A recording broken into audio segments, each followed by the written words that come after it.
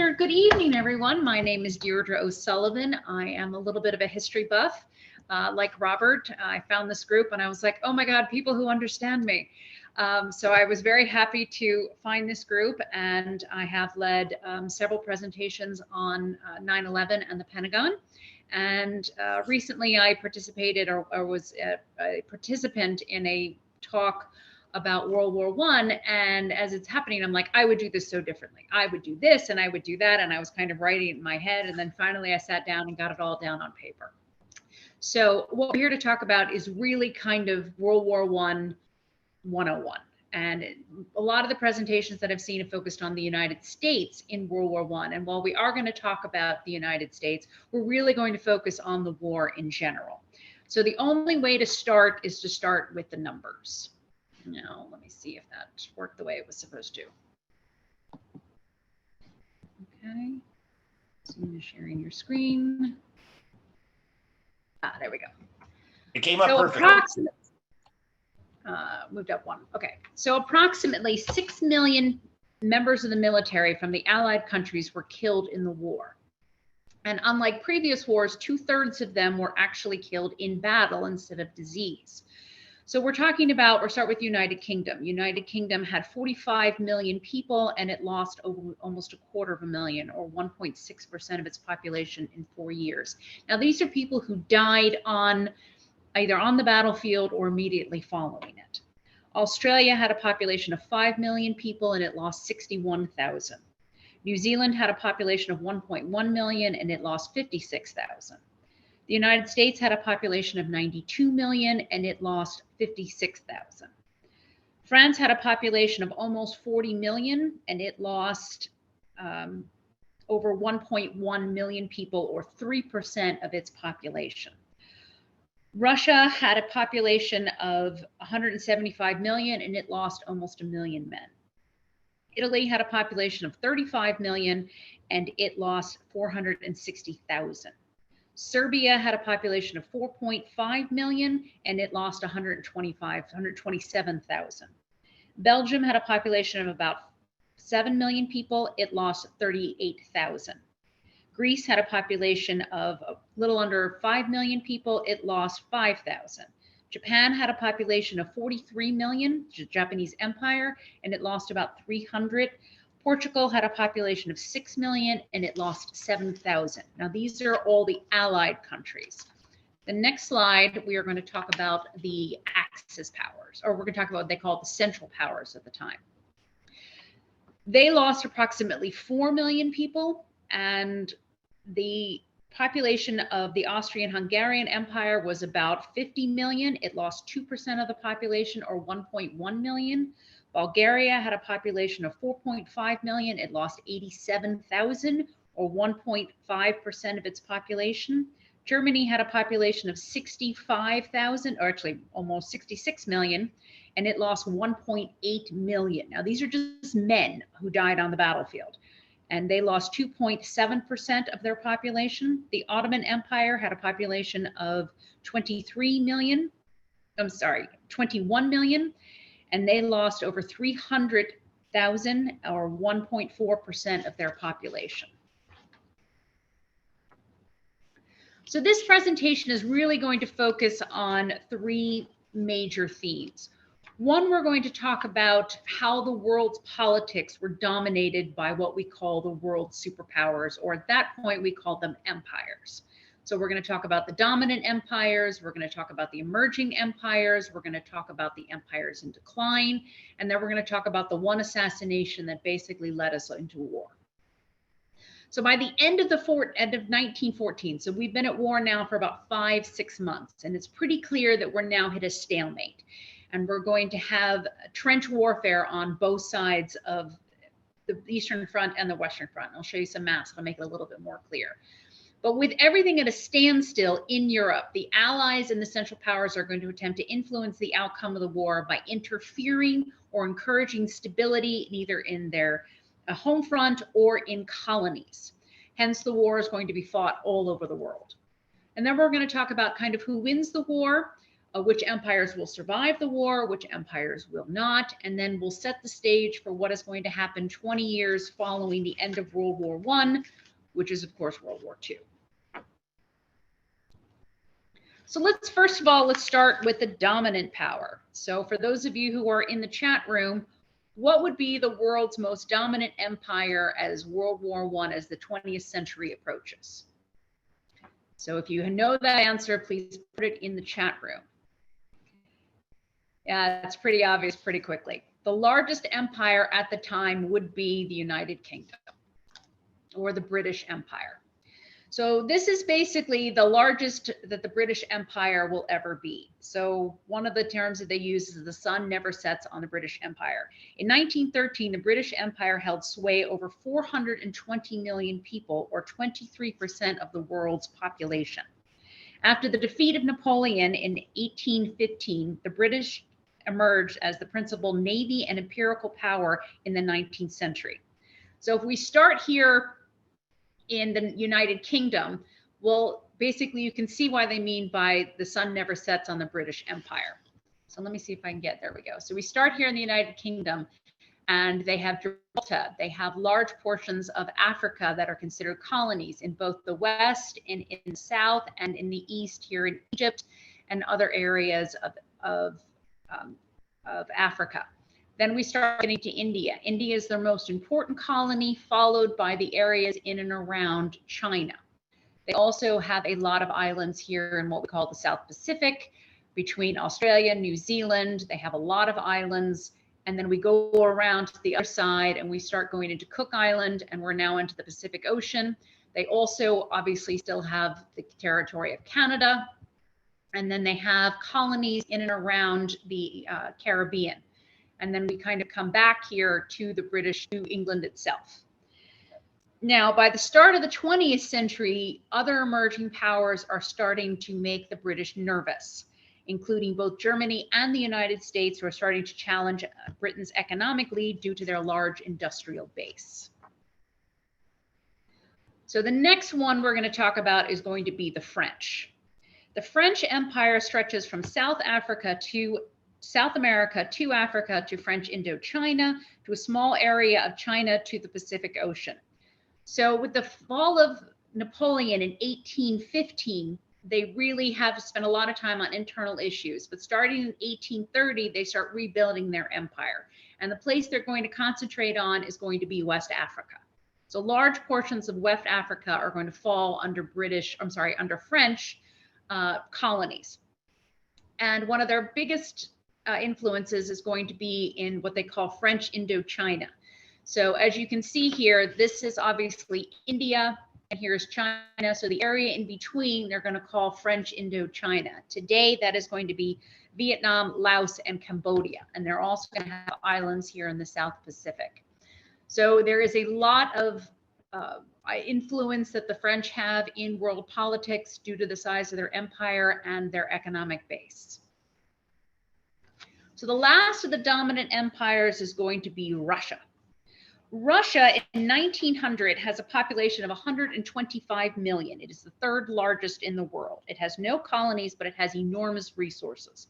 Russia has industrialized much later than most of the European countries because its serfs were not actually freed until 1861, but they are catching up rapidly.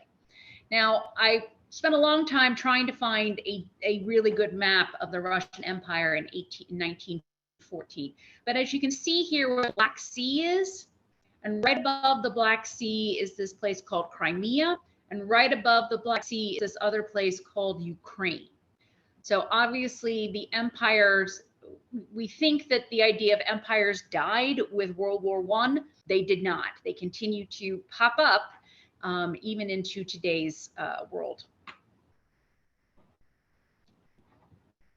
So now we're going to talk about the emerging empires. So if we talk about emerging empires, what would you guess would be one of the emerging empires as we enter into the 20th century? Anyone want to hazard a guess about emerging empires? It's a good one. US, we'll talk about them. What other emerging empires? Germany is a good one. Japan is also one that I have listed, correct. And we also have China, not so much. China was, I would not have called that a empire. The Austrian-Hungarian Empire, we're going to talk about all of those. So we're going to start, however, with Germany. Now, prior to 1871, Germany didn't exist. Germany instead was 26 individual states. And in January 1871, German states formed into Germany, or the Deutsche Reich, also known as the German Empire. It is going to be led by Kaiser Wilhelm and Chancellor Otto von Bismarck. By the turn of the century, Germany was leading the way in factories. It was dominating physics and chemistry and was headed towards becoming the largest economy in Central Europe and the third largest in the world.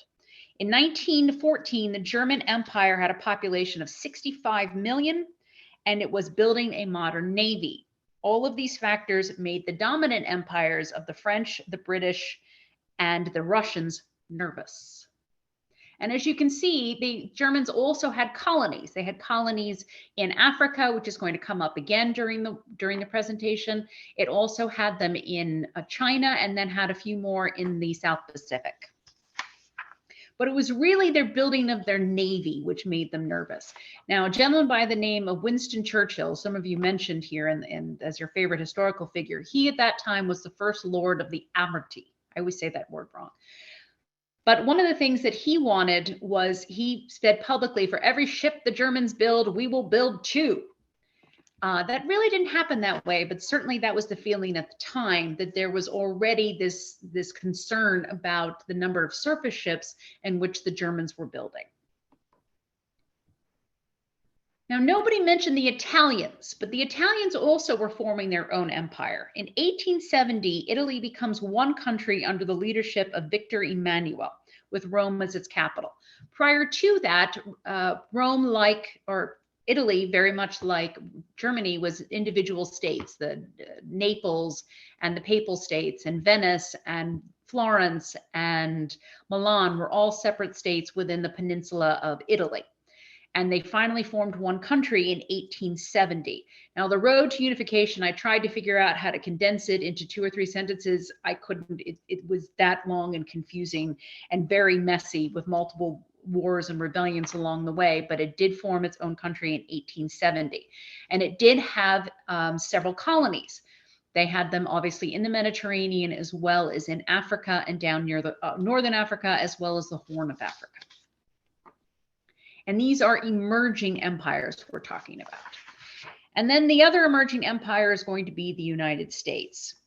So the United States has its civil war in 1861 to 1865. And it isn't until the 1880s that basically that crisis kind of comes to an end. And the United States now has a railroad that goes from one end of the country to the other, from the Atlantic to the Pacific. It also has an enormous industrial base. Its factories are the envy of the world, and we are producing more and more goods at less and less expensive prices. In addition to that, we are expanding our territories into the Pacific Ocean. Now, how we kind of really thrust onto the world scene is in 1898, when we decide to go to war with one of the countries that was at one point the world's largest and the most powerful country, which is Spain. So in 1898, the United States goes to war with Spain. And by the end of that war in 1898, the United States will have new territories in both Guam and in the Pacific, of both Philippines and Guam, and will also end up with Puerto Rico.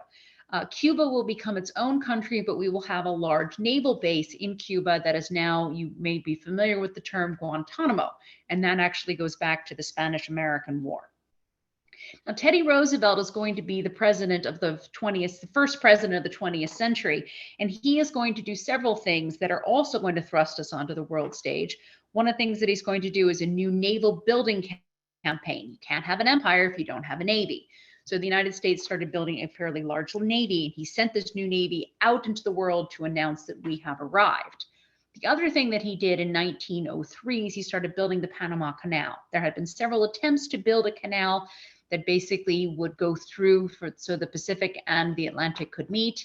There were several attempts to do so, but in the end, it was the Panama Canal built by the Americans that ended up making such an impact basically on shipping throughout the entire world. The last of the emerging empires is going to be Japan. Now, the Empire of Japan kind of enters the world stage in 1905 when it defeats Russia in the Russo-Japanese War. The Russians wanted a seaport on the Pacific Ocean that did not freeze during winter. The Japanese considered that an encroachment, and the Russians underestimated the Japanese. By the late 1800s, Japan had become a major industrial power. It had taken both the peninsula of Korea as well as the island of Taiwan, and they wanted recognition from the other world powers that they were a world empire, a dominant empire. They enter the war on the side of the Allies. They help push Germany out of China, but they have very little say in the peace treaty that followed. We're going to talk more about that later. So finally, we're going to talk about empires in decline. Are there any empires in decline that you guys can think of? If you want to put something in the chat room about one of the empires that would be in decline. Well, Italy I actually considered to be an emerging empire. Correct. One of the ones somebody said the Ottoman Empire. The Spanish Empire is also, you could consider that an empire in decline. The Ottoman Empire, and as well as the Habsburgs. Those are the two that I would come to. I did not list Portugal. That was interesting. I probably should have looked more into that, but I did not focus on either I did not focus on either Portugal or Spain in this particular presentation because their role in the Great War was not very dramatic. So let's talk about the empires of decline. The first one is the Ottoman Empire. Now, the Ottoman Empire has been a world power since 1453, when Mehmed the Conqueror took Constantinople, ending the Byzantine Empire, the last bastion of the Roman Empire. Over the centuries, the Ottoman Empire had threatened European cities of both Venice and Vienna. It took Baghdad, and it had a role in European, African, and Asian affairs for over 400 years. Prior to the start of the Great War, it was pretty obvious that they were already in decline. They had lost territories in the Russian Caucasus, they had lost the Crimea, they had lost territories in the Balkans, and they had lost some of their Mediterranean islands. The Ottoman Empire aligned with the Central Powers during the war, and it would not survive the end of the war. The other empire in decline is the Austrian-Hungarian Empire. The Austrian-Hungarian Empire formally formed in 1867, but the Habsburg monarchy centered in Vienna dates back to 1282. It has played a major role in shaping Europe since its creation. As the 20th century begins, however, its influence is waning. There are 14 different languages spoken within the empire, and it has been plagued with internal issues and border disputes with its neighbors, including Serbia. The Austrian-Hungarian Empire will not survive the war. So we're going to talk a lot more about the empire and because of the assassination. So the next thing we're going to talk about is the timeline for the Great War. So I'm going to basically provide a timeline of kind of the major events in the war, and then we're going to discuss some of them in a lot more details, but we're going to go through kind of the major events. So as the war begins, this is basically how Europe breaks down. So the Central Powers are obvious why they're Central Powers. They're the ones here in the middle. So we've got Germany, we've got Austria-Hungarian Empire, and we've got the Ottoman Empire. We also have Bulgaria that is also going to join the Central Powers. Initially, the Allied powers are going to be Russia, Serbia, France, and Great Britain. Other countries will long gone as well, including Portugal, Italy, and then Greece, and some of the other countries in here will also add on, as well eventually will the United States join the war as well. So this is kind of the map of Europe as the war begins in 1914. So let's talk about this assassination that kind of got this whole thing started. So on June 28, 1914, Bosnian nationals using weapons provided by the Black Hand, a Serbian group, are going to assassinate the heir of the Austrian-Hungarian Empire, Archduke Franz Ferdinand in Sarajevo. So let's go back to this map so we have a better understanding of what we're talking about. So as you can see on this map, here's Sarajevo, which is down here in the corner. And here is Serbia. So the Austrian-Hungarian Empire and Serbia have had issues going back and forth over their borders for years. So there is a group in Serbia known as the Black Hand, and they're trying to basically get rid of the Austrian-Hungarian Empire. They supply weapons to a group in Bosnia who are going to try to assassinate the Archduke of the Austrian-Hungarian Empire. Now, the head of the Austrian Empire is a gentleman by the name of Emperor Karl I. His son has died, so he now has his nephew, who is his heir. His nephew is based here in Vienna. He's going to take a goodwill tour down to Sarajevo.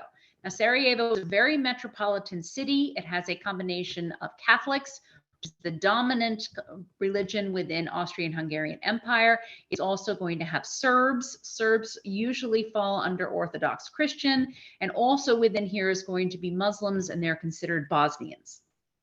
So there's a very metropolitan city here in Sarajevo. He is going to arrive on his goodwill tour. There's going to be an attempted assassination that morning on him using a bomb. He is not injured, actually goes to visit the hospital where the injured have been kept. And on his way back from the hospital, another assassin steps onto the floorboard of his car and shoots both the Archduke and his wife at point blank range. Both of them neither one of them will survive the day.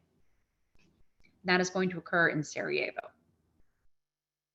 So the first thing that is going to happen is that the Austrians are going to go to the Germans, and they're going to say, look, if we're going to go to war with the Serbians, then there's a decent chance that the Russians are going to get involved, and we can't go to war with the Russians without you. So the Austrians go to Germany, and they get what's known as the blank check. And it is the blank check that enables them to move forward. So once they get the blank check from the Germans, the Austrian and Hungarians declare war against Serbia. Serbia then goes and seeks support from Russia. Both the Russians and the Serbians are considered Slavs, and they are both under they're both Orthodox Christians. So Russia comes to the defense of the Serbians and mobilizes for war against Austria-Hungarian Empire. Germany then tries to get Russia to back down, but it is too late for that. Germany starts to mobilize. Now, France has an agreement with Russia. So basically, if Russia goes to war, France is going to go to war. So now France and Russia are basically now both mobilizing. In the meantime, Germany declares war on France. Germany and the Ottoman Empire signed an agreement, and then Germany declares war on France. So all of this is going on almost simultaneously. If you're trying to read the newspapers of the time, you almost can't keep up because it's happening so fast. On August 4th, 1914, Germany decides to send troops into neutral Belgium. As a result of this, Britain declares war on Germany. Now, Britain is always, to me, the most interesting one because Britain did not have a legal obligation to declare war against Germany. There was an agreement, what they called the triple indent. I'm saying it wrong because it's a French word, but there was an agreement basically between Russia, France, and Germany about mutual defense. Exactly, the Entente. But it really, it wasn't as it basically said we will consider. It wasn't a firm yes, you have to go to war if we do. Versus there was one between Russia and France. So once Russia declared war, France was in. Basically, Britain was on the sidelines watching all of this very carefully, but once the Germans entered into neutral Belgium, now Britain is in full-fledged. So now we've basically divided up Europe between the Central Powers and the Allied powers. Austria-Hungary is going to declare war on Russia. Japan is going to declare war on Germany and Austria, and we are off to the races. The first big battle of the war is going to be in September of 1914. It's going to be known as the First Battle of the Marne. And it is going to look if you were involved in that battle and you were, a Napoleonic soldier, you would recognize what was happening. It would have looked very similar to what had occurred in 1815. It was a war of infantry and cavalry and artillery and of movement and of flanking your enemy and cutting off their supply line. It would have looked very similar to warfare that would have occurred 100 years ago. But something has changed dramatically on the battlefield, and that is the machine gun. The machine gun has basically made you've got people in open fields running across them, and they're being mowed down by the machine guns. So really, the machine gun has changed the battlefield. So now the Allies are going to stop the Germans 43 miles outside of Paris, and basically they're going to stop them cold. And at that point, they're going to start to dig in, literally dig in, and they're going to start digging trenches. And first, the trenches are going to go north to the North Sea, and then they're going to go south all the way to Switzerland. So if we go back to this map, and we find here, I know, I apologize, it takes a minute for it to focus. We find Paris, and we go just a little bit north or basically east of Paris. They will have set up the trenches, and the trenches will basically go from the North Sea all the way to Switzerland. Now, warfare is basically going to sit in these trenches for the next 4 years. Millions of men will die for inches, and the trenches will barely move for the next 4 years. And the trenches are also going to be built on the Eastern Front, but I'm going to spend a lot of my presentation talking about the Western Front. So as we get into 1915, they were trying to figure out how to break the stalemate. And one of the ways in which we're going to try to break the stalemate is the German army is going to use chemical warfare for the first time. By war's end, both sides will use chemical warfare, and some 91,000 men will die as a result. So one of the other things we're going to talk more about later on in the presentation is the Gallipoli Campaign. In April of 1915, in an attempt to break the stalemate, British forces land on the Gallipoli Peninsula in an attempt to pull the Ottoman Empire out of the war. This is a peninsula basically right outside of Istanbul.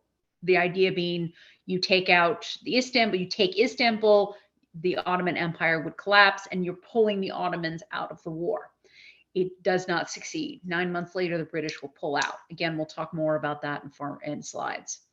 On May 7th, 1915, a German U-boat will sink the passenger liner Lusitania, killing nearly 1,200 people, including 128 Americans. Now, at this time, America is neutral. However, this event will influence American public opinion and try to turn them against the war. Or not against the war, but against the Germans. May 23rd, 1950, Italy enters the war on the side of the Allies. February 21st, 1916, Germany launches the Battle of Verdun. Over the next 10 months, the French and the German armies will lose 300,000 men, and the lines will barely move.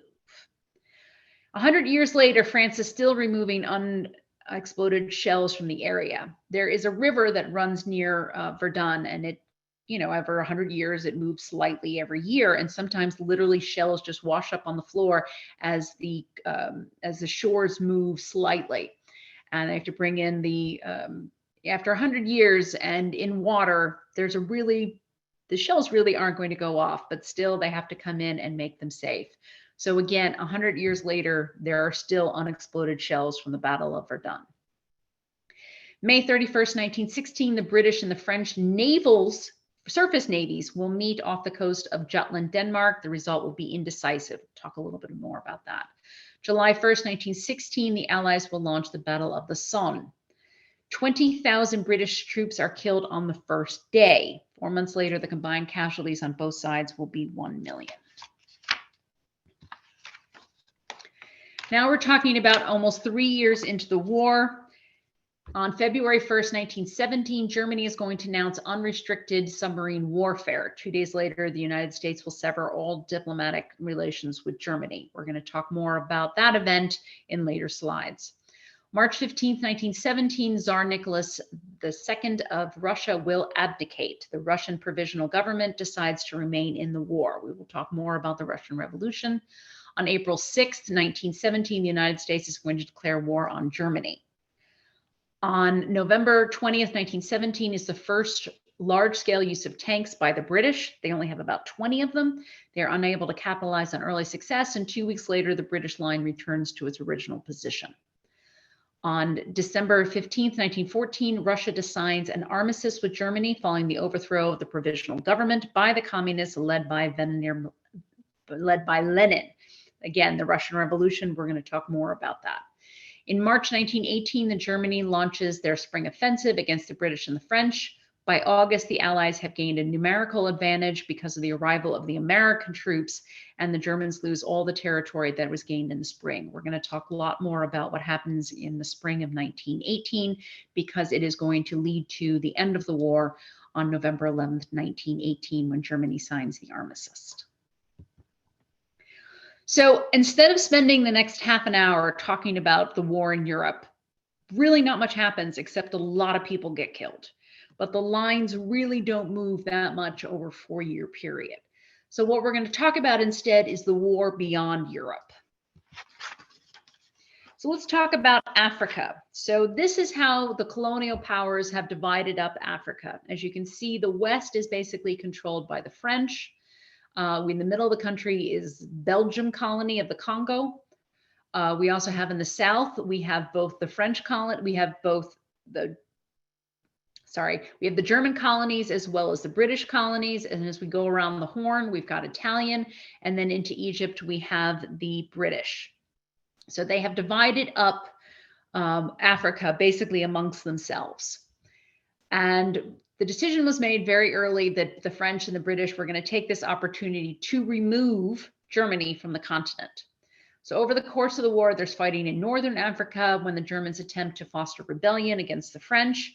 But in South Africa, there's actually going to be skirmishes between the German colonies and German colonists and the British.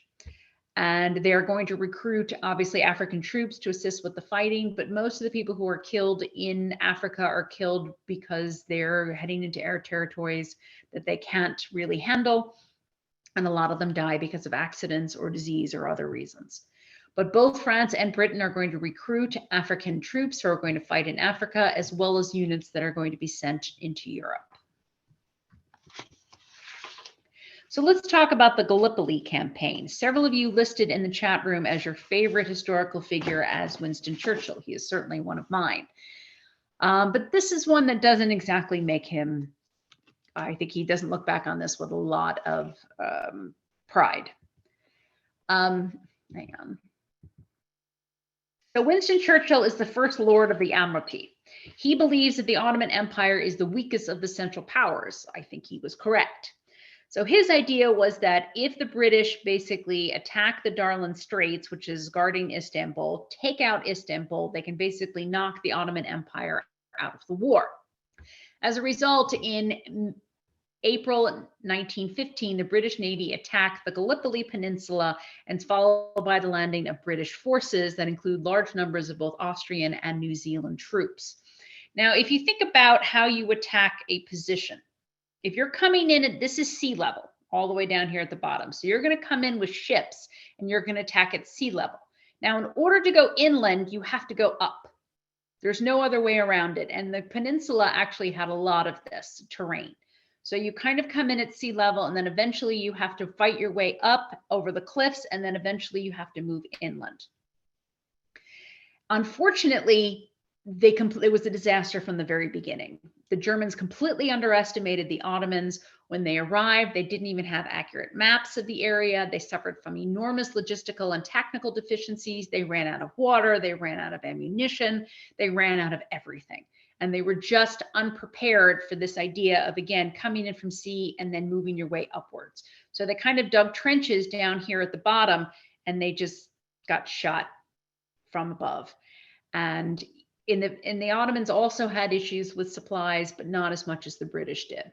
So eventually, in January of 1916, the British are going to withdraw all troops. Now, somebody has to be to blame. Somebody has to accept responsibility for this disaster as to what it was.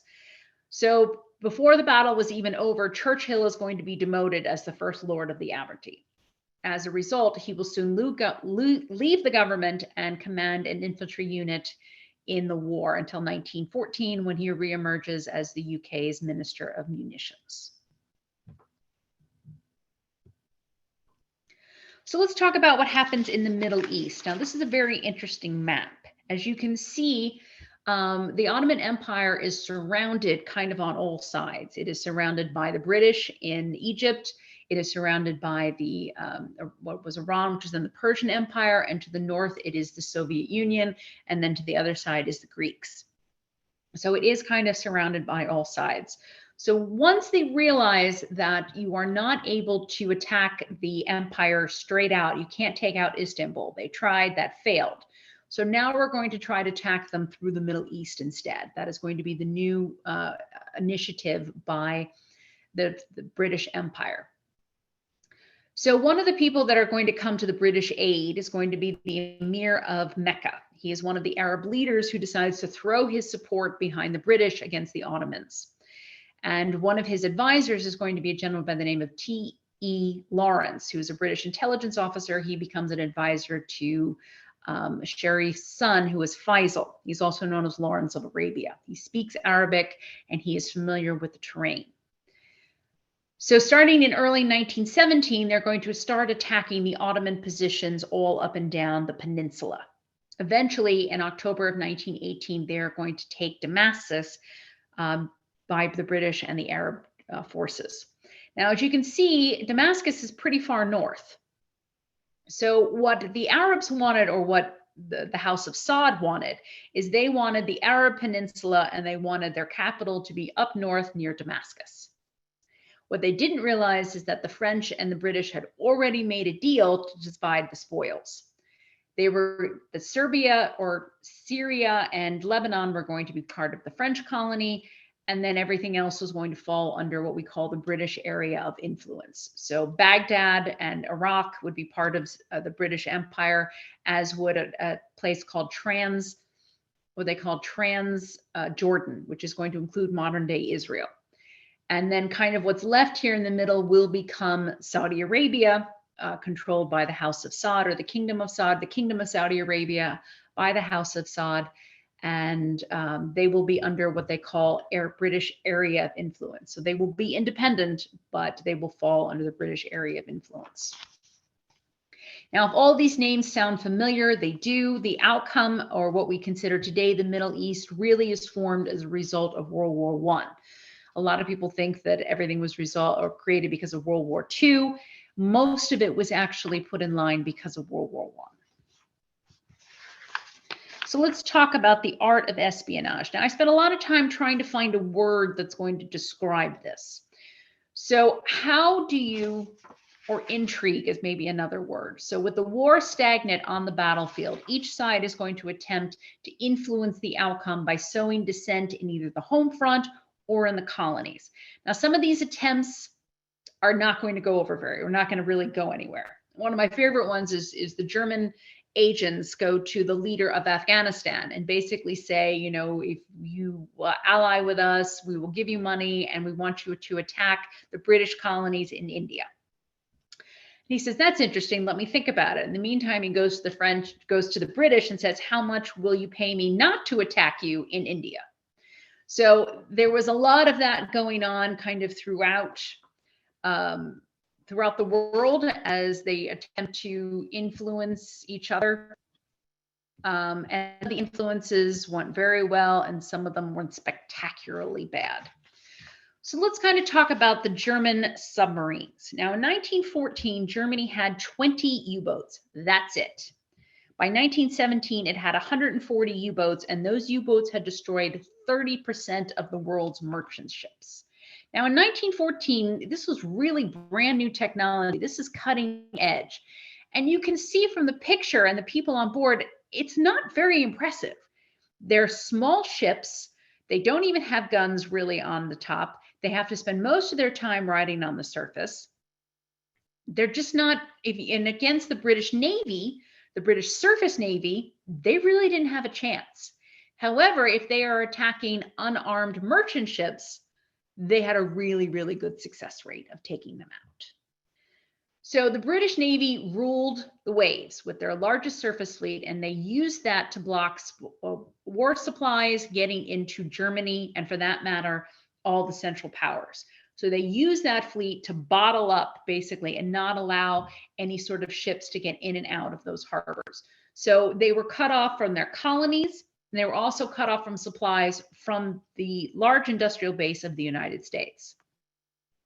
So as retaliation, the Germans were able to get underneath the blockade that was being formed by the surface ships, and they started attacking the unarmed merchant fleet. And this all kind of came to a head in May 1915 when they sunk the Lusitania. The Americans were furious. In the rules of war, we weren't supposed to attack unarmed passenger ships. Now, the Germans argued that the ship was being used to carry ammunitions. Turns out it was, but it was still an unarmed passenger ship. So the Germans at that point were not really ready to take on the Americans. They were having enough problem taking on the British, the French, and the Russians. They were not ready to take on the Americans and their industrial might and their population. So basically they agreed to what they called restricted submarine warfare. They would not attack passenger vessels, and they would not attack neutral countries' ships.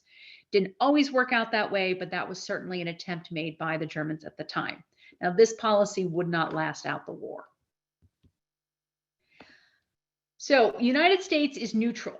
However, because the British Navy has set up the blockade, all of the American goods that are being produced in the United States are either going to the French, the British, the Italians, or the Russians. In addition to that, the British and the French are going to borrow millions of dollars, not from the US government, but from US banks to buy the US goods. So what kind of goods are they buying from the United States? Everything from armaments to horses, to food, to clothing, anything that you can think of, to trucks.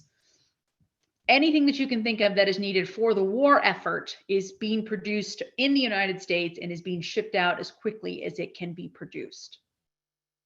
As a result of this, this makes the Germans very nervous that all of these supplies are being produced in the United States and are being used against them. So in July of 1917, there is an explosion on Black Tom Island in New York, which kills $20 million worth of ammunition that's really bound for the Russians and kills 4 people. The explosion is so large it can be felt as far away as Philadelphia. It was later determined that the explosion was caused by saboteurs working for the Germans. So the Zimmermann telegram. The Zimmermann telegram is a very interesting story, and it's a little complicated, so it's going to take me a few minutes to go through it. So we are talking about 1917. Germany's been at war for 3 years, and they have been cut off from supplies from basically outside of Germany. They're in trouble. There have shortages everywhere in Germany, both on the battlefield and on the home front. And they really need to figure out how to change the outcome of the war. One of the ways they're going to do that is they're going to reintroduce unrestricted submarine warfare. They know that this could basically pull the Americans in, and this is making them very nervous. So as a result, January 17th, 1917, the German Foreign Minister Zimmermann sends a telegram to the German ambassador in Mexico. Now, Mexico has been through a very serious civil war, and they are barely kind of recovering from this very dangerous civil war that they have been up to. But the foreign ambassador is going to approach the Mexican government, and they're going to say, look, if you come to war, you declare war against the United States, and the Germans win the war, we will grant you back the territories of Texas, New Mexico, and Arizona. A couple of days after this kind of approach is made to the Mexican government, the Germans are going to announce on February 1st a return to unrestricted warfare. 2 days after that, the US is going to cut all diplomatic relations with them. So the Americans are already mad because of the unrestricted warfare. They don't think that that is correct. Now, they hear about this telegram, and they hear about it because the British intelligence are monitoring all German cables, and they provide the uncoded telegram to the Americans. So basically, it's a telegram. It's sent over Western Union. So it leaves it, and they allow the communications to continue. They don't cut them off in order to maintain lines of communication because we're not at war with Germany. So the cable basically arrives, goes from Germany, goes through Western Union, and then arrives in Mexico, in the German embassy in Mexico. It is grabbed by the British decode it, and then the British on show it to the Americans. And is shown to the American president, and he is mad as he cannot believe that the Germans are trying to influence the outcome of the war by getting the Mexicans involved. And then something very unusual happens, because a lot of people in the United States are going, no, this is all British propaganda. This is ridiculous. In fact, I showed this to my father. He's like, how do you know that this isn't British propaganda? And I was like, it's a very good question. So I looked it up, and actually the German foreign secretary authenticated the telegram and said, we did it. And he actually did a speech on it and talked about why he did it and how. So yes, it was actually sent by the Germans. It was discovered by the British, decoded, and then provided to the Americans. So the plan of the Germans completely backfired. It really, because the Mexicans refused the offer, because at that point they really were in a position to do so, because they had just gone through their own internal war and they were barely recovering from that. And then the United States declared war against Germany on April 6, 1917. So it was an idea that basically shows kind of the desperation level of the Germans at that point, and it completely failed. So let's talk about the Russian Revolution. So even as the war starts, the Russians are not doing well. They are of a very large population. However, their army is does not perform very well. It is not equipped very well. It is not led very well. So a year into the war, Tsar Nicholas II decides to personally take control of the army. This is a mistake on numerous levels. One, it takes him out of St. Petersburg, and he leaves his wife, the Tsarina, in charge of internal affairs within Russia. She is extremely unpopular within Russia with both the elites and the people. In addition to that, Tsar Nicholas II really is not built and doesn't really have the military mind or background to lead an army this size into war. So in March of 1917, the Tsar attempts to return to St. Petersburg because there are enormous riots in the city, and his wife has become very, very nervous about attacks on the Winter Palace, which is where they're living. So while he is attempting to return to St. Petersburg, he is met, his train is met by revolutionaries and were eventually replaced by the army and other government officials who basically tell him that it's time to abdicate. And he needs to abdicate in really to order save his family. He agrees. So he has now abdicated the throne, and a new provisional government is going to come into effect in March of 1917. Now, the biggest mistake that the provisional government is going to make is they are going to announce that we are going to stay in the war. Why they did that, there's a lot of different reasons as to why they did, but in the end, it was just a enormous mistake that was made. If they had pulled out, they may have been able to pull together the resources to quell the riots that were going on and the food shortages, but because they tried to stay in the war, they basically couldn't do both. In the meantime, the Germans decided to get involved in this internal warfare that's going on within Russia. So a gentleman by the name of Vladimir Lenin, who is living in Switzerland at the time, the Germans approach him and basically offer to pay him to put him on a train from Switzerland. He will go through Germany, can't get off the train in Germany. He will go through Germany and eventually take a ferry, and eventually he's going to end up in Finland. And Finland is part of the Russian Empire, and he will arrive 8 days later in St. Petersburg with a lot of cash given to him by the Germans. This will turn out well initially for the Germans, because he will come to power in October of 1917, and he is going to declare an armistice, which is what the Germans wanted. They wanted him to come to power so he would pull the Russians out of the war, which he did. And then finally, in March of 1918, Russia signs a peace treaty, officially withdrawing from the war. Now, when Lenin boarded the train in Munich, he told a friend, either we will be swinging from the gallows in 3 months or we shall be in power. He was off by 3 months. He took him 6 months before he was able to come to power. His slogan was peace, land, and bread, and that was very popular in Russia. So let's talk about the great endgame. Now, from this picture, who can tell me what country these soldiers are from and why do you know? What gives it away?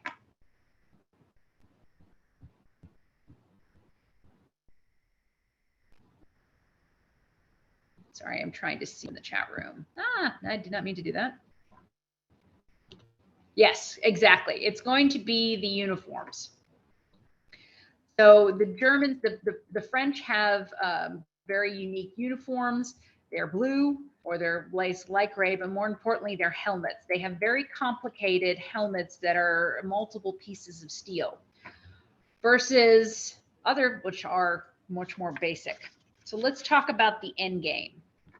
Let me go back to this slide. All right, the end game. Now, as the 1918 approaches, Germany has an enormous opportunity. The Americans declared war in April of 1917, but even as January 1918, they really don't have enough troops in Europe in order to make a difference on the battlefield. In the meantime, the Russians are now out of the war. So now we have this opportunity. If the Germans can move 50 divisions from the Eastern Front to the Western Front, get them in line and get them fighting before the Americans can join, they can win the war. However, they do have an enormous problem back at the home front. And their basic problems are shortages. They have food shortages. They have lack of basic supplies. And they have this new surge of both communist fervor and overthrowing an anti-imperialism. So following the Russian Revolution in 1917. In addition to that, they have other problems. Their other partners are basically on the verge of collapse. The Ottoman Empire is holding on by a shoestring, as is the Austrian Hungarian Empire, which basically people are starving in Vienna and in other places throughout. So they have to take this opportunity because this is going to be their last shot. So all of the stars have aligned. They have this opportunity. They can pull the troops from the Russian front, bring them to the Western front. They can attack the British and the French before the Americans can get involved. And they have to do it now before they lose their flanks. So in March 1918, the German spring offensive begins. Now, who can tell me who that picture, which soldiers are there? And how do you know?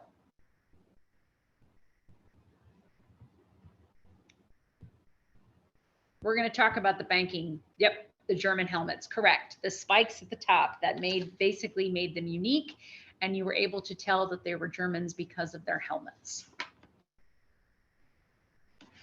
Okay, so the German offensive begins, and the Germans hope to split the British and the French armies. So they're going to attack the French first. Now, for the first time, the French and the British are going to decide to fight under a joint command. They've never done that before. They always had separate commands, but they're finally going to realize that they really have to do it this way.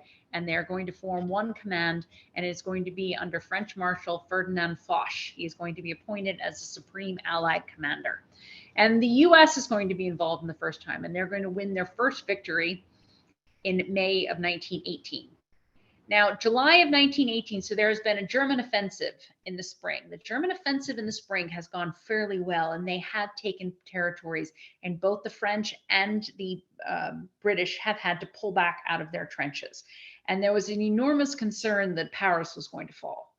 And Paris started evacuating, and there are videos that you can see of basically the people of Paris starting to panic and children being sent to the countryside because it did appear at that time that the Germans were going to come through. However, by the summer, the tide had turned. And then finally, on July 15th, 1918, the Second Battle of the Marne occurs with 23 German divisions attacking the French forces, but they're going to be pushed back, and they're going to be pushed back by the French, who are going to be reinforced by the British and the Americans, who start with the counterattack. And they're going to push the Germans back so far, they're going to go back to basically their original positions. They're going to lose all the territory that they had gained in the spring, and that is going to be the last offensive of the war. And here come the Americans. So American is going to mobilize 4.7 million troops for the war. And by the summer of 1918, there are 2 million in Europe. And by the fall of 1918, 10,000 are arriving every day. For those of you, anyone know who this gentleman is standing in front of a tank? He's an American. In August of 1918, the Allies will launch what is known as the 100-Year Offensive, and 10 Allied divisions will push forward with 50 tanks, and 500 tanks, and the Germans are pushed back. The offensive continues through October, when the Allies retake all the territory that has been gained by the Germans through 1914. A lot of people are saying Pershing was older. Eisenhower never made it to Europe. He spent the entire war in the United States. That would be George S. Patton as a young man standing in front of his most favorite thing in the whole wide world, which would be the tank. Now, on October 30th, the German Navy is sent to sea. Now, if we go back to the Battle of Jutland, which is going to occur in 1916, the German naval fleet and the German surface fleet and the British fleet will meet right on the sea, basically in the North Sea. And as a result of that, the Germans are going to not necessarily lose the battle, but they're unable to get through the blockade. So the British are going to lose more troops and they're going to lose more ships, but they're going to hold the German surface navy inside basically the blockade. Now on October 30th, basically the German Navy is ordered to set sail and take on the British fleet. And they're like, what are you talking about? We're not taking on the British fleet. We tried this 2 years ago. We've got less forces now. We've got less ammunition. No. And so there are literally units of the German Navy who refuse to set sail. And once word gets out that this is happening, revolution is now spreading throughout the country. And it happens so fast that the German high command just cannot believe it. And so by November 9th, the German Kaiser, he's going to have to abdicate. So it all begins, so if we kind of start with October 30th and the German Navy refusing to sail, kind of the dominoes have just started falling, and there's no stopping them. So as a result, also on that same day, the Ottoman Empire is going to capitulate by signing an armistice. On November 3rd, the Austrian Hungarian Empire is also going to request an armistice, and the Germans really don't see any way out. And so on November 11th, 1918, the Germans and the Allies signed the armistice in a railway car to stop all fighting on land, sea, and air. The fighting would end on the 11th hour, on the 11th day of the 11th month of 1918. Now, the Germans accepted the armistice based upon President Woodrow Wilson's 14-point plan, which includes the League of Nations. Now, the 14-point plan had a lot of different impact, but let's try to simplify it. So the 14-point plan included freedom of the seas, no more blockades, the establishment of international trade. This is going to become very important. The nations are going to reduce the amount of armaments that they have. There's going to be fair treatment of communist Russia. They're going to be reintroduced as a country that has rights. New nations will arise out of the Austrian-Hungarian Empire and the Ottoman Empire. There's going to be a new Polish nation, and there's going to be a general association of nations that will be known as the League of Nations. Now, it doesn't say anything in there about blaming Germany for the war. However, the final treaty will. Now, the final treaty is going to be drafted by, not the army, it's going to be drafted by the diplomats. And the diplomats are going to be the French and the British diplomats. So it's really going to be the French, the British, and the American diplomats, and they are going to write the Treaty of Versailles. And all these other groups are kind of really not going to be let in. And one of the first things that the treaty is going to say is going to blame Germany for the war. And when Germany accepts blame for the war, that means that they can be forced to pay reparations, they can be forced to lose all their colonies, and they're going to have to accept severe limitations on the German military. So all of this is going to really impact how Germany is going to recover from World War I. The Austrian-Hungarian Empire will fall apart. It's going to be divided into Austria, Czechoslovakia, Hungary, and later Yugoslavia, and the emperor will have to abdicate. The Ottoman Empire will also fall apart and become modern-day Turkey, and the area in and around the Middle East will be divided up between the French and the British. Japan will also be at the Treaty of Versailles, and it will not get the recognition that it is seeking from the other empires. So let's talk about the winners and losers. So who would you say won the Great War?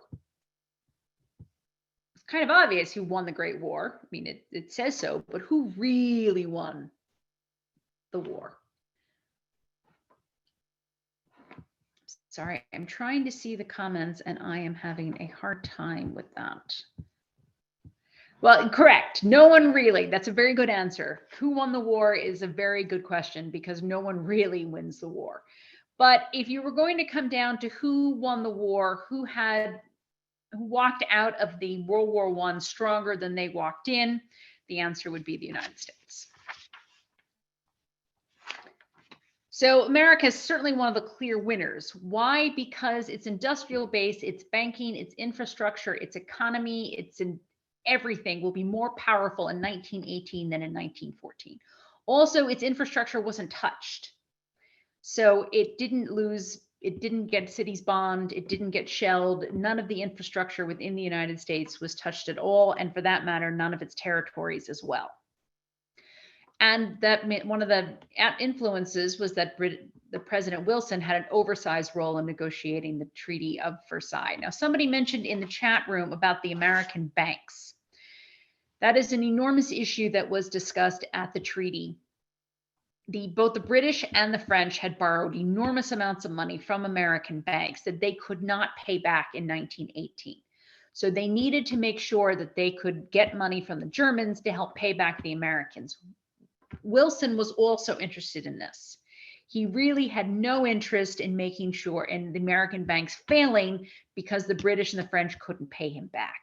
So the British and the French convinced him that the Germans needed to pay reprimands in order to protect US interests, which were US banks. So the American army will also fight with enormous distinction. The American army barely existed before the war, but it will fight with enormous distinction, and it will lose 53,000 in combat. It will lose 100,000 overall, mostly because of issues, because of people being hurt in training and other things. But it'll lose 53,000 in combat. And the leadership that will fight the next war will really get its feet wet in the first war. Now, the British Army wins the war. Its home front is not being damaged at all. Its empire and its navy will survive the war intact. If anything, its empire will grow because of the territories that it'll gain in both Africa and in the Middle East. However, the government has borrowed tremendous amounts of money from US Bank and it needs to pay it back. And in addition to that, its army is just shattered. In addition, the US dollar is starting to replace the British pound as the world's currency. That will have an enormous impact into the next war and, for that matter, the rest of the century. Now, both the French, the Italians, and the Japanese were all on the winning side, but they really didn't have much of a victory. France loses 3% of its population. There are areas of France that are basically dug up and completely destroyed. Farmland, valuable farmland, is now basically strewed with both trenches as well as armaments that did not explode. And their economy is just in shambles.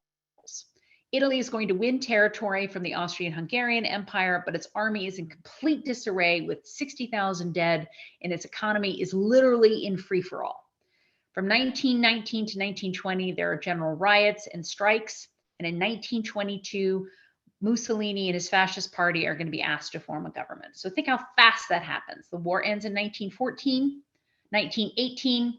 By 1922, the fascists are now in power in Italy. That didn't take very long before we had the rise of fascism. So by 1923, we have a fascist government in Italy. We have a communist government in Russia. We have most of Central Europe who's gone through both a war and then a revolution.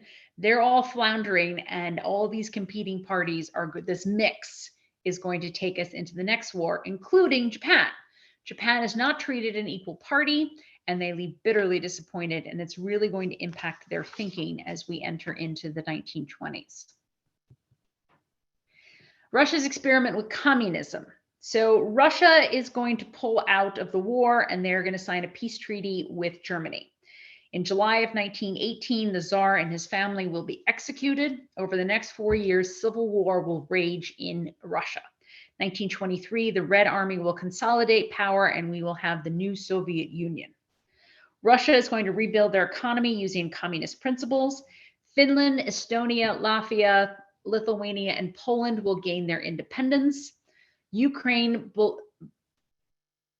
Belarus, Georgia, Armenia, Azerbaijan, and Moldova are all going to go back inside the Russian fold.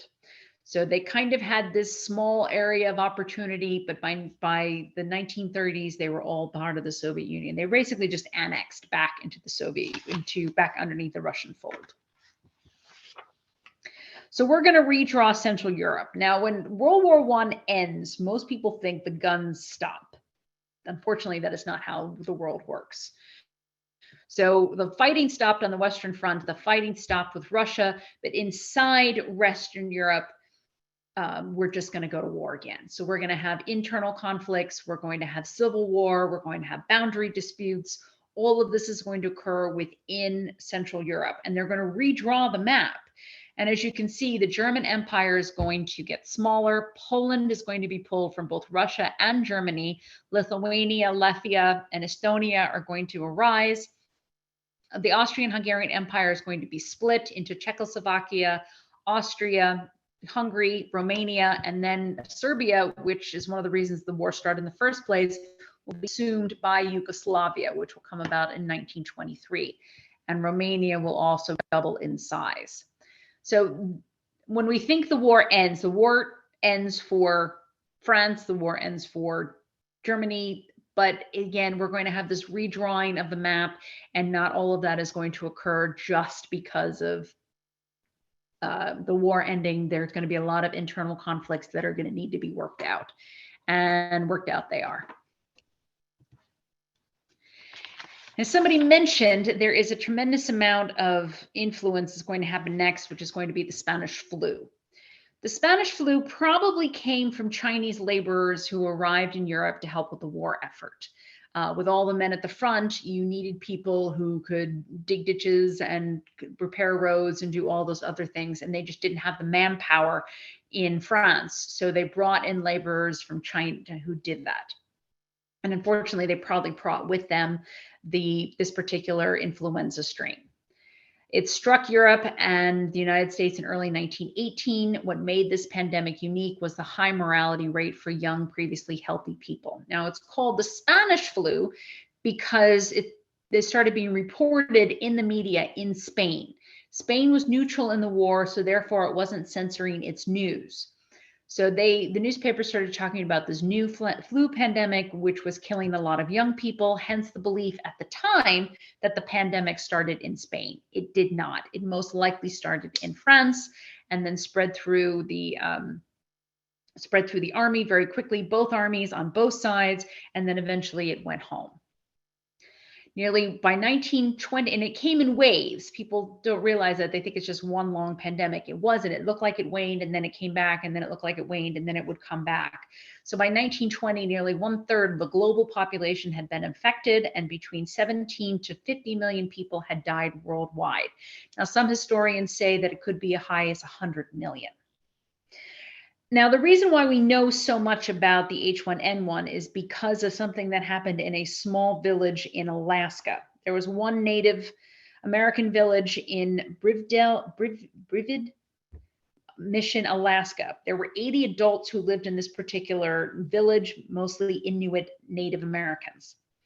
During a 5-year period between November 15th to November 20th of 1918, 72 of the 80 inhabitants would die from the Spanish flu. That's how serious it was.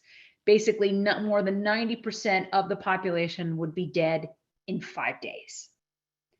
Now, the reason that we know all of this is because after the war, 60, 80, 70 years after the war, researchers were given permission by elders to go back and dig up and exhume some of the bodies.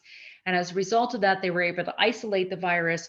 And now we're pretty sure that it was the H1N1 virus, and it had genes of a avionic origin. So it is very similar to what we are dealing with today.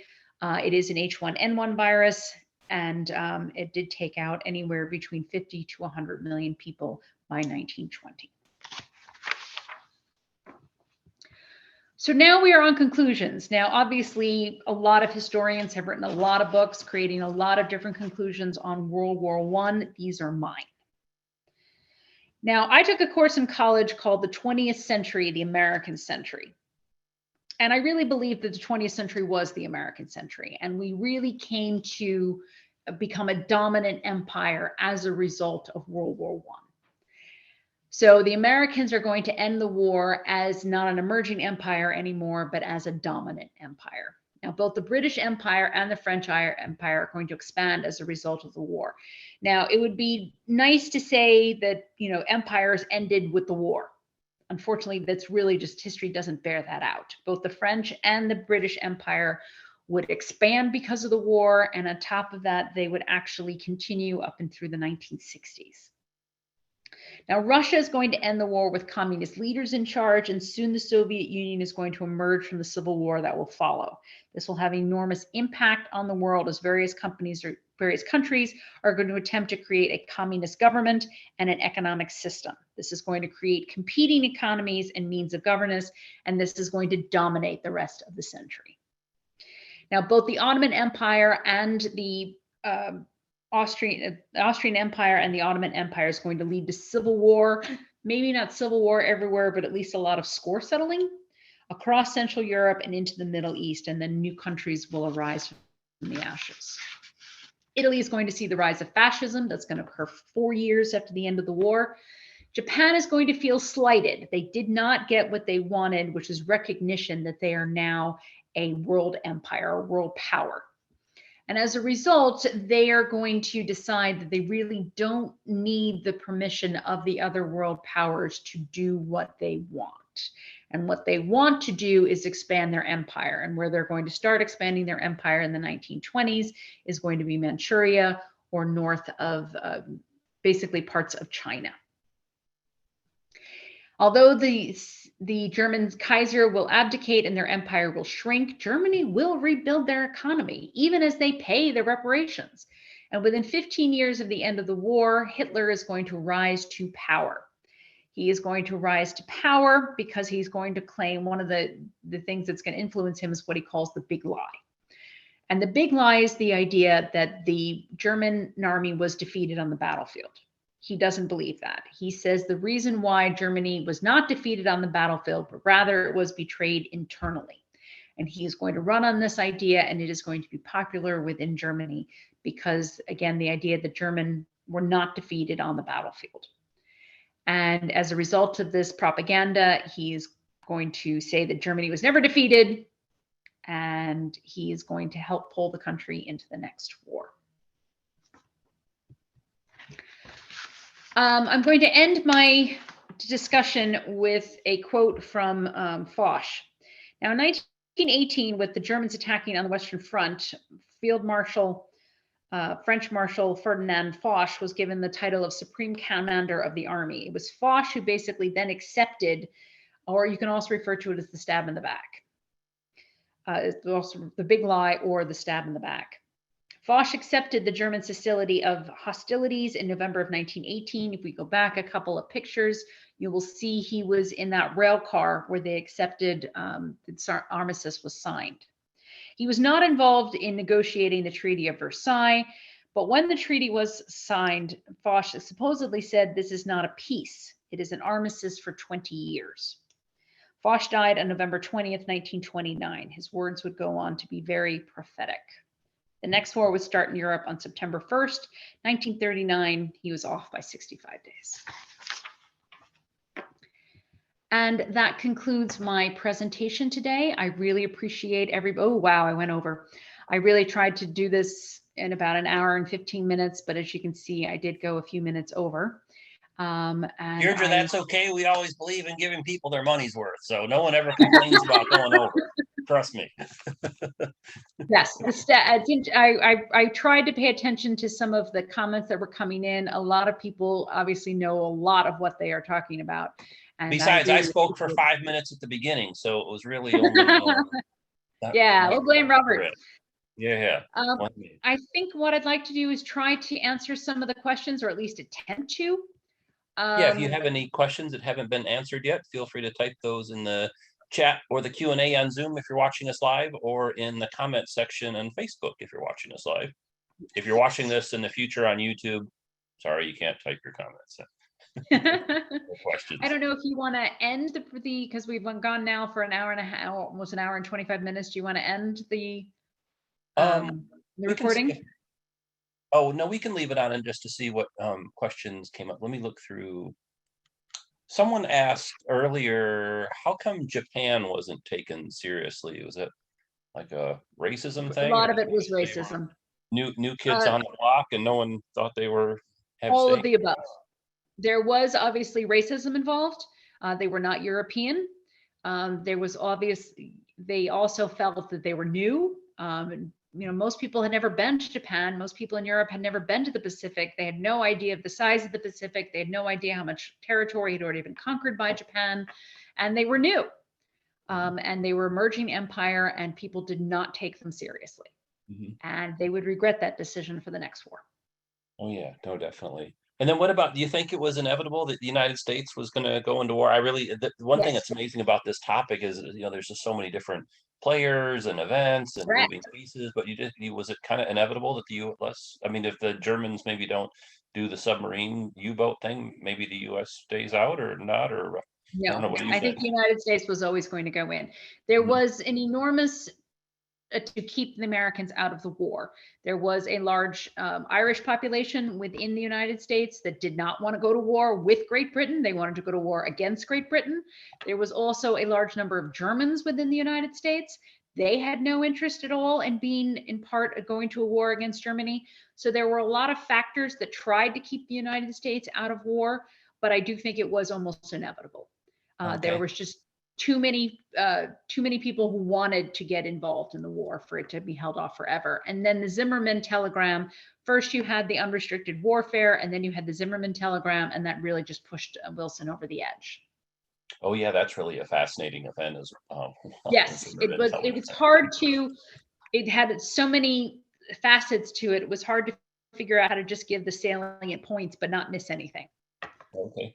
And then sometimes we stream films live, like for instance, in early June, we're going to stream The Longest Day, that's about World War II. But if you haven't seen The Longest Day, we're actually going to stream that film live. So you can be on the lookout for that. But I was wondering, Deirdre, do you have any favorite World War I films? We were having kind of a lively discussion back and forth. I loved 1917. That was a great movie. Okay. They Shall Not Grow Old was also another very good one. Oh yeah. Some of the older movies are obviously Sergeant York. That is actually fairly accurate if you actually watch that one. Farewell to Arms is also another good one. Hemingway, he wrote the book Farewell to Arms. And you also have All Quiet on the Western Front. I remember reading All Quiet on the Western Front when I was like 13 years old, and I think I was a little too young to read it then, but it had an enormous impact on me. So yeah, it really was. And one of the questions that came in, how did China feature in World War I? Well, one of the things that did happen in China is Japan basically made sure that the Germans' colonies in China were basically removed. And that was kind of Japan's big influence or big contribution to the war effort, was to get rid of basically the Germans who had colonies on mainland China. And that would be the end of them. One of the other questions came in, Germany paid reparations. That was one of the reasons that their economy was in shambles, was because of the reparations. And they did have both high unemployment and high inflation. But yeah, boy, did they make an enormous comeback. Yeah, really incredible economic comeback. It really was. And they also had an enormous change with their, they just had an enormous industrial base that was not bombed. Hmm. So it was able to survive the war intact. Hmm.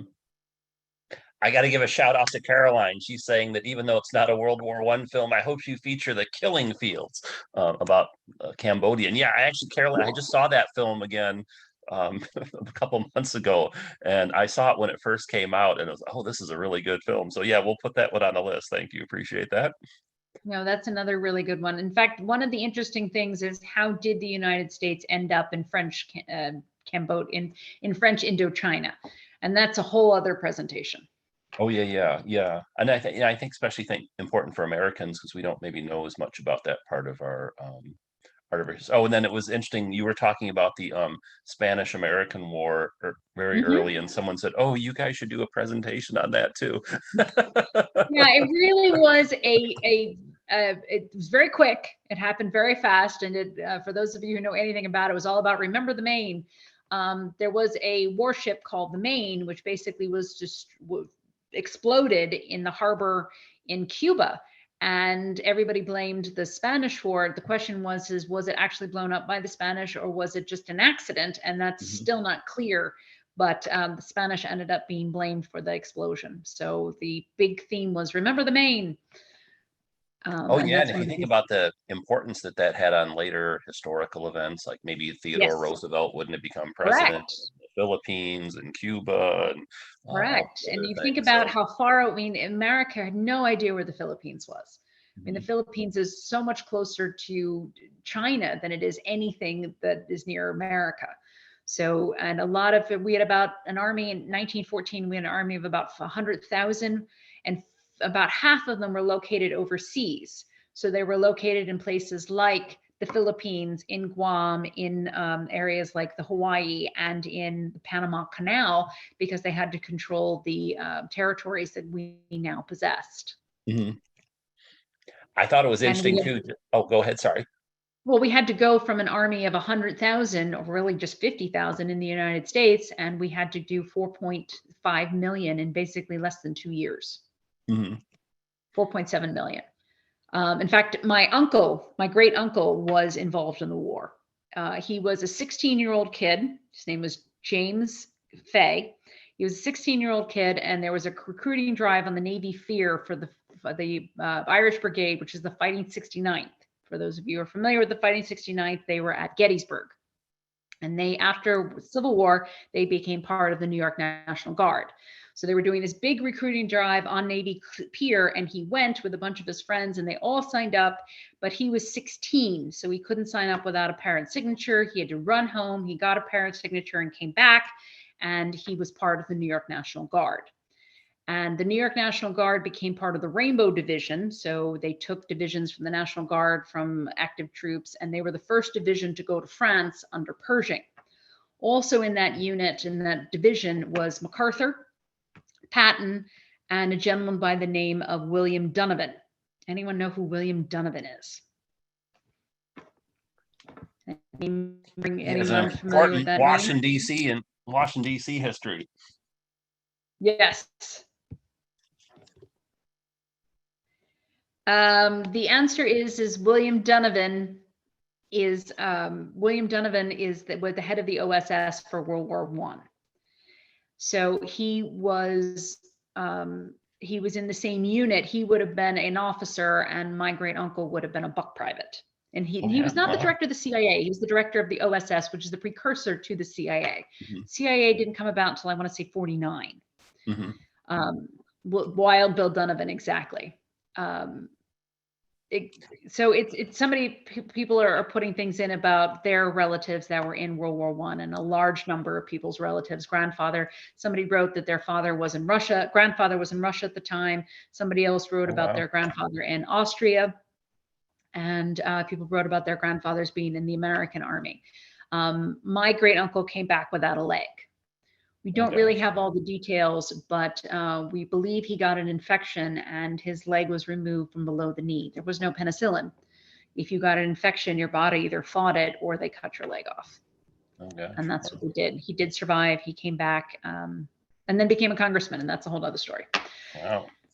Yeah. What about I always like to ask people how do they got interested in these particular topics? So what about for yourself in World War One? Did something always interest you, or did you go somewhere or see something or read something I that think sparked actually your I interest? participated almost 4 years ago. I've always been interested in American history and obviously World War One, and I knew a lot about American history in World War One. What I didn't know was the bigger picture, the rise and fall of empires. So this interested me, and I started doing a lot more research into it and trying to figure out how I could present this in such a way that goes to get the big picture without was still telling the story.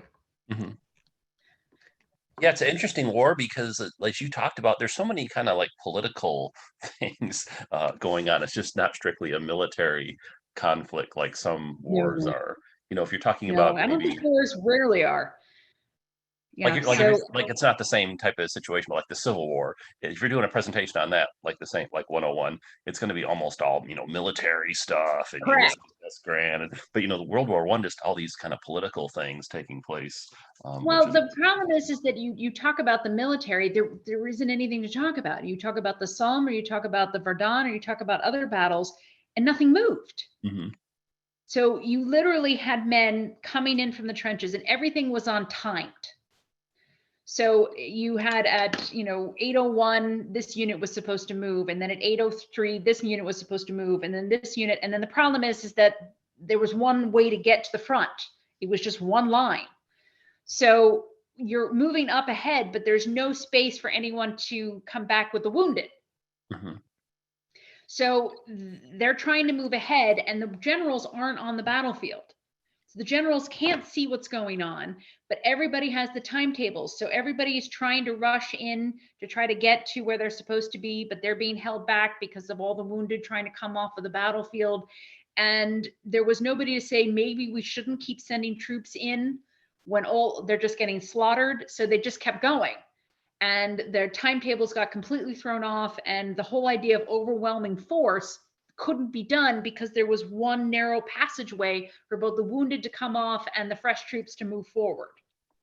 And they did this for 4 years and didn't say at some point, maybe we should do this slightly differently. I haven't been there yet, but I've always wanted to go to the World War One museum in Kansas City, and we've started now just doing these history trips, and I was thinking maybe at some point in time we could go there because the President Truman library is Correct. close by in Independence, and he was in World War One, and the Eisenhower Museum is close by in Yes. Kansas, and he was involved in World War One. So there's all kinds of like World War One history you could go check out if you did a trip to Kansas City. But I've not been Exactly. museum yet, but one of these days. And then of course, One of the other places I would like to Europe. go is New Orleans and go to the D-Day Museum. Okay, so That that that is actually I something. was gonna do sooner than the Kansas City thing because I live in Texas for most of the year, and that's actually very close. And I've been there before, and so I feel like I could take people through the museum, and it's really highly rated, and there's a lot of other interesting stuff to see in New Orleans. So yeah, we'll be going to the World War II museum in New Orleans. I mean, not in the next month or two. I would imagine between now and the end of the year. So stay That would be tuned. great.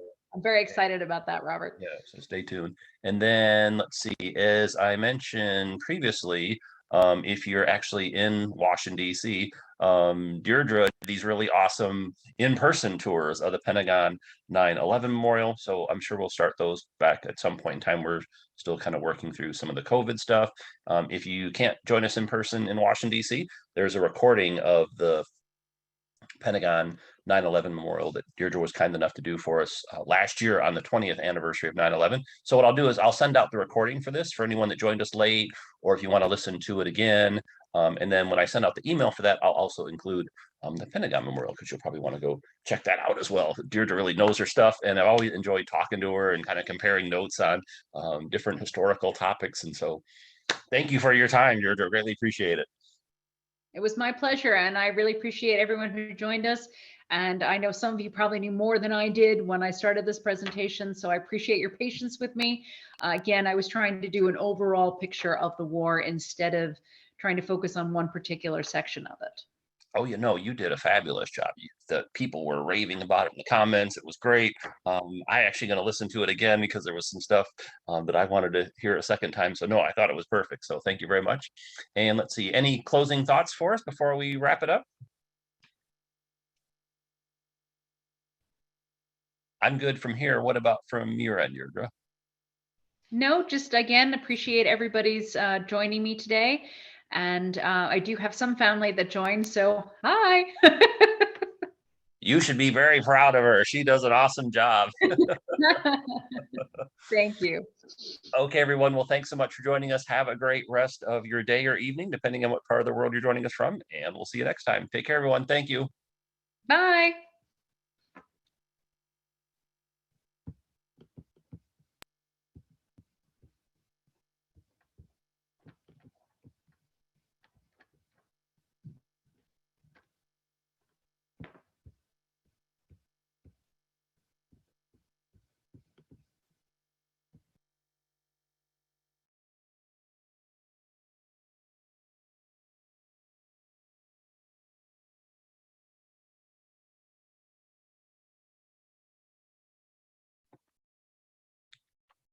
Deirdre, I'll close things out in just a minute. I wanted to I wanted to copy a couple of the films that people mentioned. So I'll just leave this up and then I'll close it out in just a second.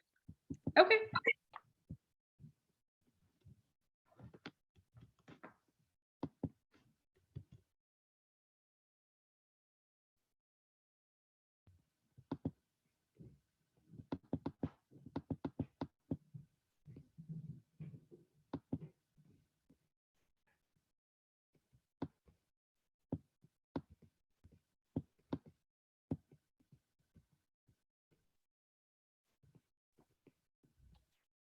Okay, thanks everyone.